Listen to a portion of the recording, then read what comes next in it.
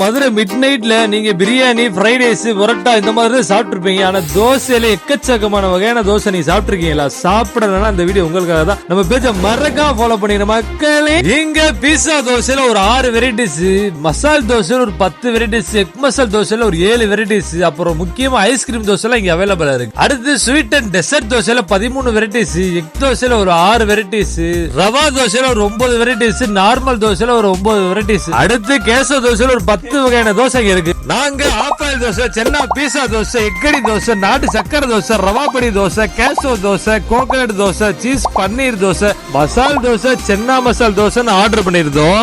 நான் இங்க சாப்பிட்டது எல்லாமே டிஃபரெண்ட் டேஸ்ட்ல சூப்பரா இருந்துச்சு. தோசையோட அந்த தேங்காய் சட்னி, தக்காளி சட்னி, சாம்பார்ல ஊத்தி சாப்பிடுறது வேற மாதிரி. இந்த வீடியோ பாக்குற நீங்க இந்த கடையில கண்டிப்பா ட்ரை பண்ணி பாருங்க. மிட் நைட்ல சுத்துற உங்க ஃப்ரெண்ட்ஸுக்கு இந்த வீடியோ கண்டிப்பா ஷேர் பண்ணிருங்க. கடை பேரு தோசை கடை. இந்த கடை கரெக்டா அங்க இருக்கிற மதுரை மாடு